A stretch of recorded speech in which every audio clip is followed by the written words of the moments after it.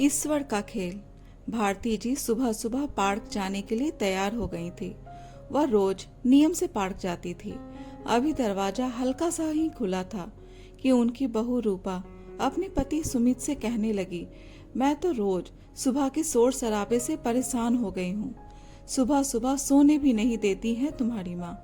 खुद तो सुबह सुबह तैयार होकर निकल जाती हैं सैर सपाटे के लिए, और दिन भर मैं ही सारे घर का काम करते रहती हूँ।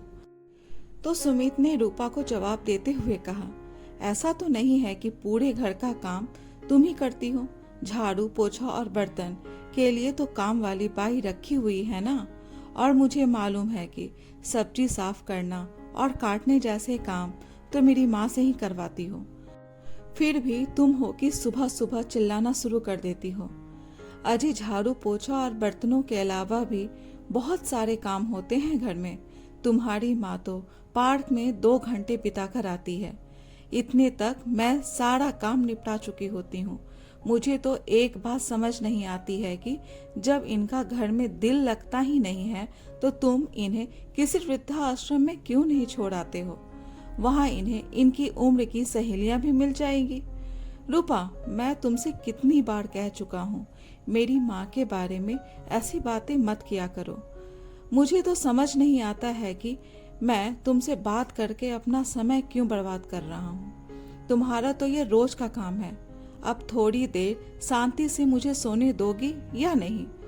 भारती जी अपने बेटे और बहू की सारी बातें सुन चुकी थी, लेकिन वो जानती थी कि यह तो उनकी बहू का रोज का काम है। उसने घर का माहौल ही ऐसा बना रखा है कि वहाँ कोई शांति से रह ही नहीं सकता था। इसलिए थोड़ी देर शांति से रहने के लिए भारती जी पार्क में चली जाया करती थी।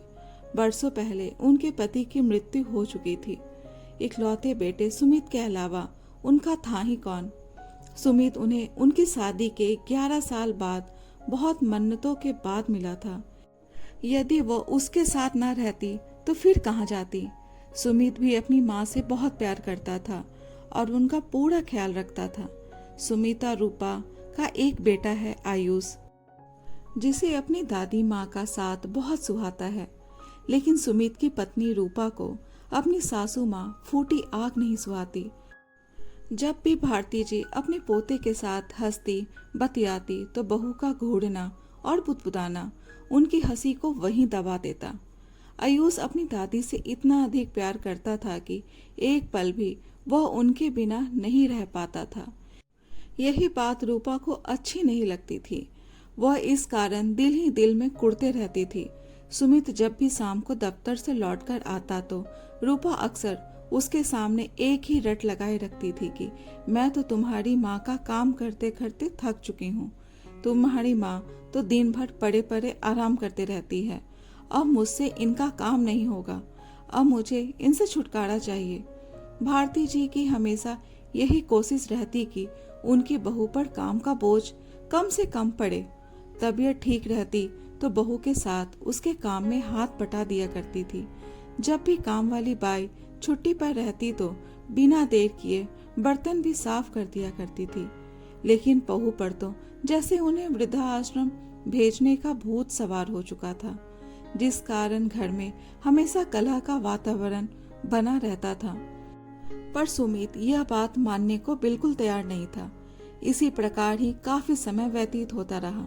आज रूपा के कुछ रिश्तेदार उसके घर आए हुए थे तो भारती जी को इस समय खांसी छिड़ गई। वे काफी देर जोर जोर से खांसते रहीं। उस समय तो रूपा ने कुछ नहीं कहा, लेकिन रात को जब सुमित घर लौटा तो रूपा ने फिर से हंगामा शुरू कर दिया और जिद ठान ली कि अब वह भारती जी को वृद्धाश्रम भेजकर ही दम लेगी। रात को जब सब लोग सो रहे थे तो सुमित पानी पीने के लिए अपने कमरे से बाहर आया तो देखा माँ के कमरे की बत्ती जल रही थी। सुमित ने अंदर जाकर देखा तो उसकी माँ किसी गहन चिंता में गुम थी। सुमित अपनी माँ के पास जाकर उनकी गोद में सर रखकर लेट गया। क्या हुआ माँ, कोई परेशानी है? बेटा, मैं सोच रही थी कि केवल मेरी वजह से तुम दोनों में रोज क्लेश होता है। घर का वातावरण कलह का डेरा बन चुका है। बेटा, मैं तो अपनी जिंदगी जी चुकी हूँ। अब मेरी केवल एक ही इच्छा है कि तुम सब हंसी खुशी से रहो। इसलिए मैं चाहती हूँ कि तुम मुझे हरिद्वार के वृद्धाश्रम में छोड़ आओ। लेकिन माँ, मैं जीते जी आपको अपने से अलग कैसे कर सकता हूँ? मुझे तो आप मेरी जान से भी ज्यादा प्यारी हो। आज मैं जो कुछ भी हूँ केवल आपके ही परिश्रम का फल है। मैं आपके कर्ज से कभी मुक्त नहीं हो सकता। लेकिन बेटा, इस घर का कला भरा वातावरण मुझे रास नहीं आ रहा। मैं केवल कुछ ही समय के लिए वहां जाना चाहती हूँ। जब इस घर का वातावरण शांत हो जाएगा तो तुम मुझे वापस ले आना। मेरी हवा पानी भी बदल जाएगी तो मुझे भी अच्छा लगेगा। और आजकल तो वृद्धाश्रम में अच्छी सुविधा दी जाती है। मुझे भी वहाँ अपने हम उम्र लोगों का साथ मिल जाएगा तो मेरा भी दिल लगा रहेगा। तुम लोगों को जब मेरी याद आए तो मुझसे मिलने आ जाना। सुमित अपनी माँ की बात सुनते हुए लगातार उनके चेहरे की तरफ देख रहा था। उनके चेहरे पर मुस्कुराहट थी, लेकिन उनकी आंखों में छुपा आंसुओं का समंदर सुमित साफ साफ देख पा रहा था। हालातों से मजबूर सुमित जाकर वापस अपने बिस्तर पर लेट गया। आंखों की नींद तो अब गायब हो चुकी थी। माँ के बारे में सोचते सोचते सुमित अतीत के पन्ने पलटने लगा। वह करीब 6 वर्ष का ही था जब उसके पिता का निधन हो गया था।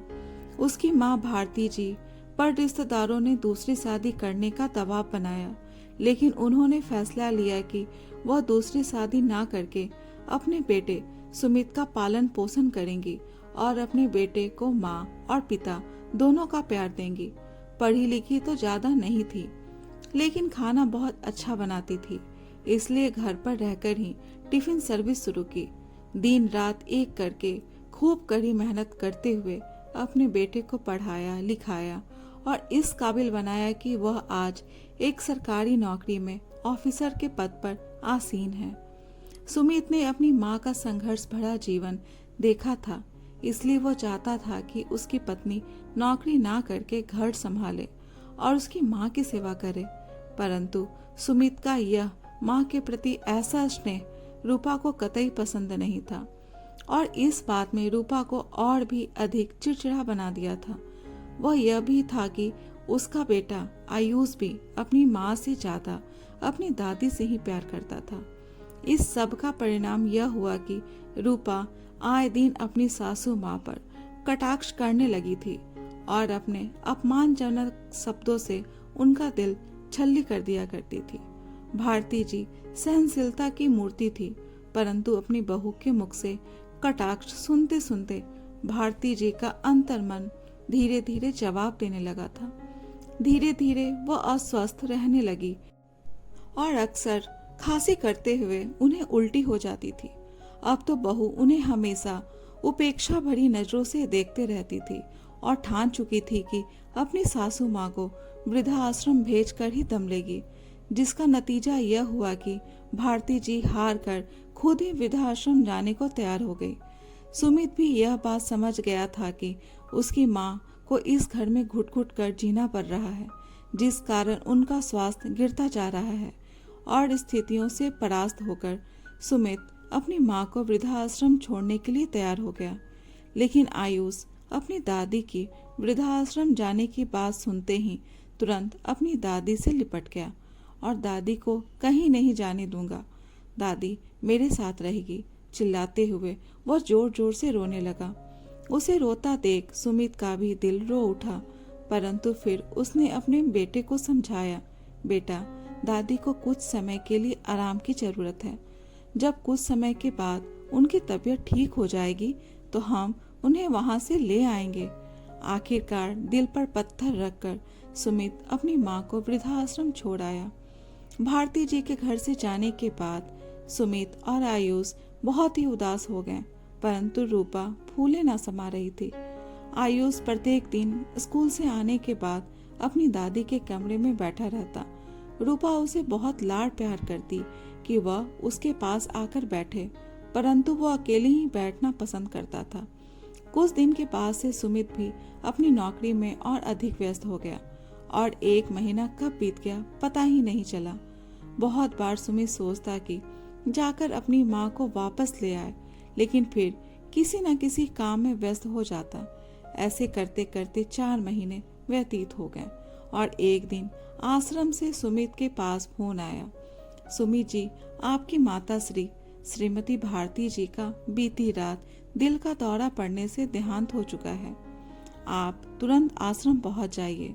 यह बात सुनते ही सुमित पर तो जैसे पहाड़ टूट पड़ा।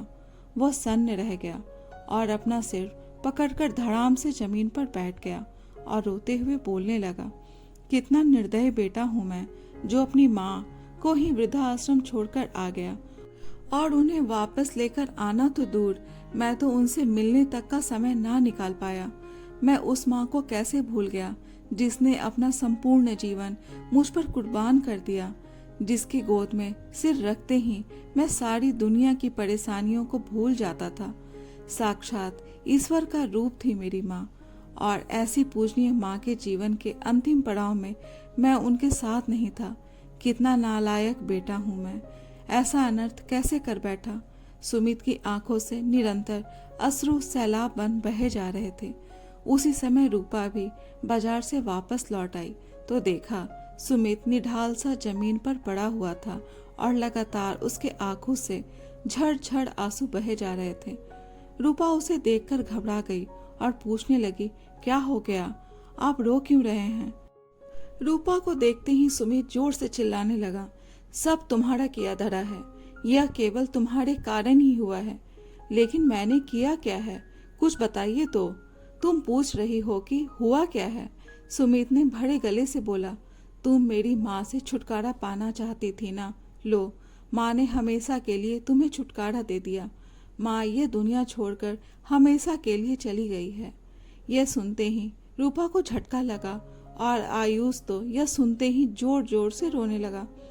रूपा सुमित से माफी मांगते हुए उसे सांत्वना देने लगी। हमें जल्दी ही हरिद्वार के लिए निकलना होगा, लेकिन बाहर तेज बरसात है। जैसे ही बारिश कम होगी हम चल पड़ेंगे। परंतु बारिश हर बीते पल के साथ तेज होती जा रही थी। सुमित ने समय व्यर्थ ना गवाते हुए ड्राइवर को फोन किया और उसे कहा कि उन्हें जल्दी से जल्दी हरिद्वार पहुंचना है। लेकिन ड्राइवर ने कहा कि हरिद्वार के पूरे रास्ते में तेज मूसलाधार वर्षा हो रही है। पानी भर जाने के कारण पूरा मार्ग रुका हुआ है। बाढ़ जैसी स्थिति बनी हुई है। ऐसे में घर से बाहर निकलने का मतलब है किसी मुसीबत को बुलावा देना। हमें कुछ देर के लिए बारिश कम होने का इंतजार करना पड़ेगा। उधर वृद्धाश्रम से सुमित के पास दोबारा फोन आया कि यदि वे लोग सुबह तक नहीं पहुंचते हैं तो आश्रम के अधिकारी ही स्वयं भारती जी का अंतिम संस्कार कर देंगे। लेकिन बारिश कम होने का नाम ही नहीं ले रही थी। दुखी मन से सुमित बैठा हुआ यही सोचता रहा कि कब बारिश कम हो और कब वो यहाँ से चले। आत्मग्लानि से भरा वो केवल उसी समय को कोस रहा था जब वो अपनी माँ को वृद्धाश्रम में छोड़ आया था। सारी रात बीत गई और सुबह हो चुकी थी, लेकिन अभी तक मूसलाधार बारिश नहीं रुकी थी। जब सुबह तक उनका जाना संभव न हो पाया तो आश्रम के द्वारा ही उनकी माँ का अंतिम संस्कार कर दिया गया। 2 दिन बाद सुमित अपने परिवार के साथ आश्रम पहुंचा और अपनी माँ की अस्थियां गंगा में प्रवाहित करके रोते बिलखते आंखों में पश्चाताप के आंसू लिए खाली हाथ वापस आ गया। घर पहुंचकर सुमित और रूपा बहुत दुखी थे।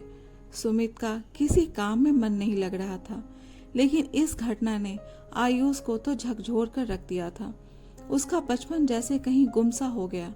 उसकी माँ जो भी कुछ खाने को देती वो खा लेता, जहाँ बैठने को कहती वहाँ बैठ जाता। वह गुमसुम सा सारे काम करते जा रहा था, लेकिन जब भी पढ़ाई करने बैठता तो उसका मन नहीं लगता था। किताब उठाकर बैठा रहता, परंतु एक अक्षर भी नहीं पढ़ पाता था। एक दिन आयुष जब स्कूल से घर वापस आया तो आकर बिस्तर पर बेसुध सा गिर गया। रूपा ने जब उसे देखा तो उसे बुखार था। थर्मामीटर लगाने पर पता चला कि बुखार 104 डिग्री था। रूपा बहुत घबरा गई और तुरंत सुमित को फोन किया। जल्दी से उसे डॉक्टर के पास लेकर गए और दवाई दी, परंतु बुखार तो उतरने का नाम ही नहीं ले रहा था। हमेशा 102 से 104 डिग्री के करीब बुखार बना रहता। रह रहकर आयुष नींद में भी दादी माँ को बुलाता रहता। तकरीबन 1 सप्ताह तक भी जब दवाइयों ने असर नहीं किया तो वे दोनों आयुष को लेकर मनोचिकित्सक के पास लेकर गए, क्योंकि आयुष हमेशा बड़बड़ाता रहता, दादी आप मेरे पास वापस आ जाओ, आप मेरे पास से कहीं नहीं जा सकती हो।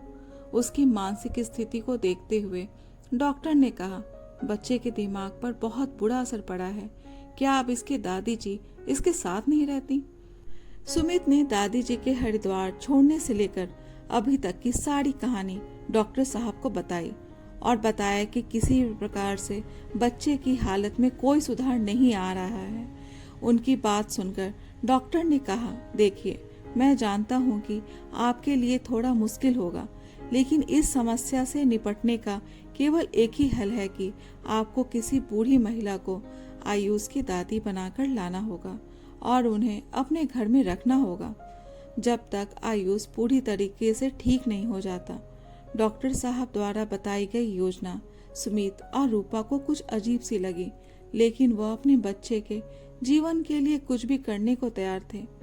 काफी कोशिशों के बाद भी कोई बूढ़ी महिला नहीं मिली जो आयुष की दादी बन सके। तो फिर रूपा ने सुमित से कहा, क्यों न हम किसी वृद्धाश्रम से ही दादी जी का इंतजाम करें।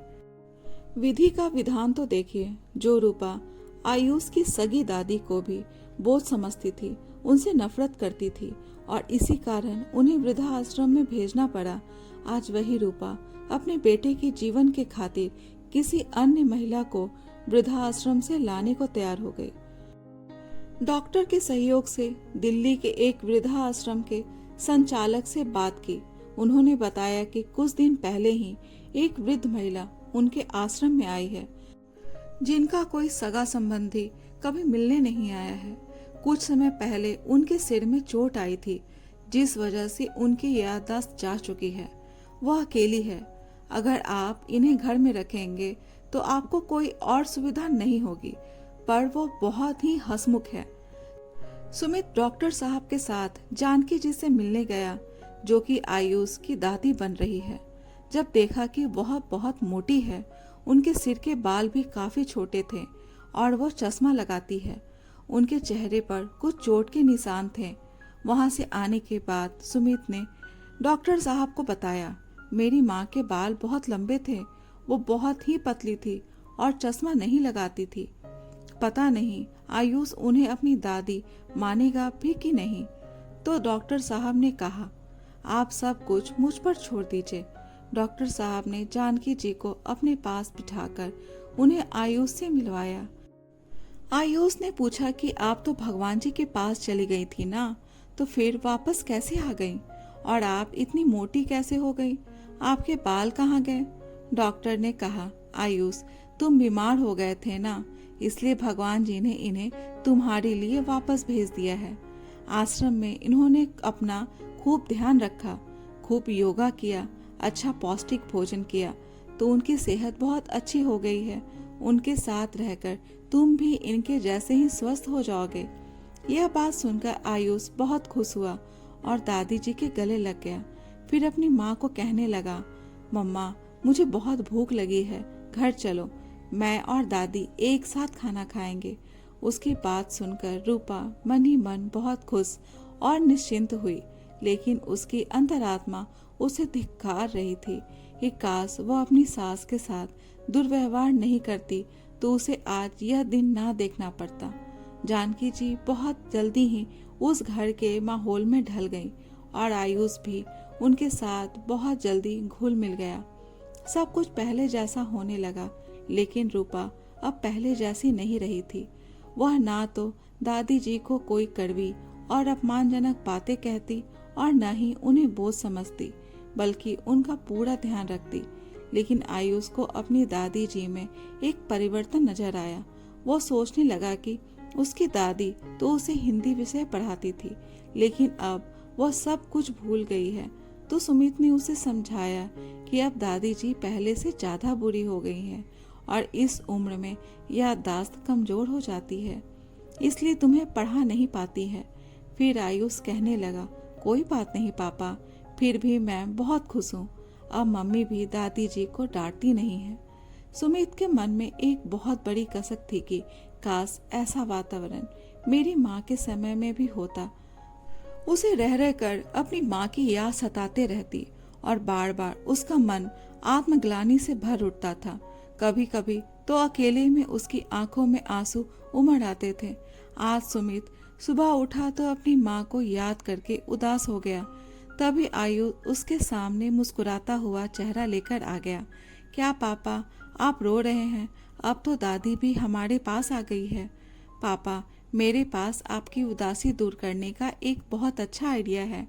आप आज ऑफिस नहीं जाएंगे, हम सब शॉपिंग पर चलेंगे। मेरी और दादी की मनपसंद चीज खरीद कर लाएंगे और शाम को हम सब पार्क जाएंगे। सुमित भी बहुत उदास था तो कुछ देर सोच विचार कर बोला, चलो भाई, आज तुम्हारी बात मान ही लेते हैं। इतना सुनते ही आयुष खुशी से उछल पड़ा। सभी लोग जल्दी से तैयार होकर शॉपिंग के लिए निकल गए। सभी का दिल उमंग और प्रसन्नता से भरा हुआ था। शॉपिंग के बाद उन्होंने रेस्टोरेंट में खाना खाया और शाम को पार्क में खूब मस्ती की। जब घर लौटने का समय हुआ तो सभी लोग गाड़ी में बैठने लगे। सुमित और रूपा गाड़ी में बैठ चुके थे और दादी जी जैसे ही गाड़ी का दरवाजा खोलने लगी तो आयुष ने देखा कि सड़क के दूसरी ओर आइसक्रीम पार्लर था। उसने अपनी दादी से कहा, दादी, आइसक्रीम खानी है, चलो ना।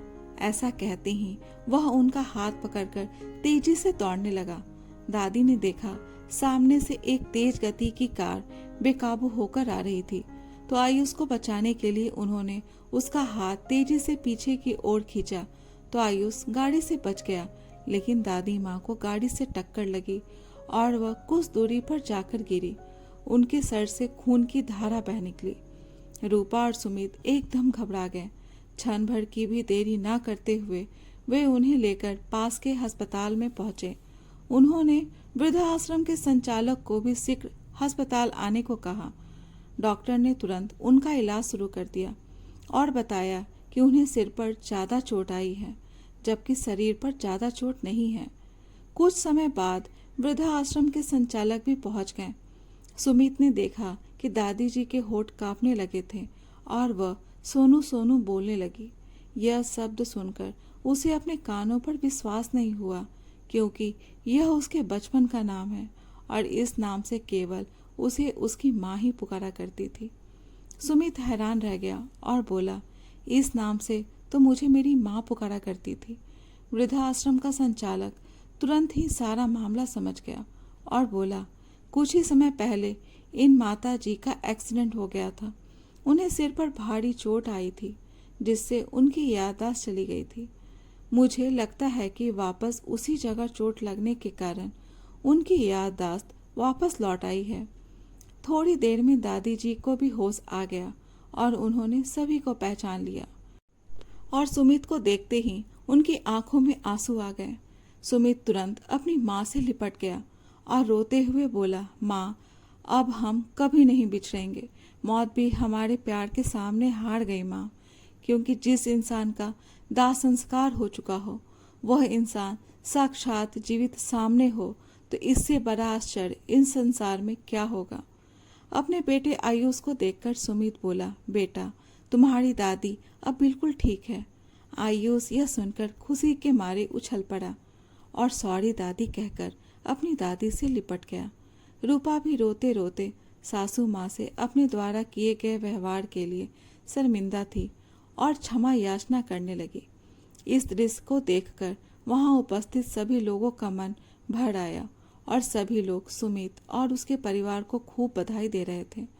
पूरे परिवार की खुशी का ठिकाना नहीं था, लेकिन हैरानी की बात थी कि आश्रम वालों से इतनी बड़ी भूल हुई कैसे।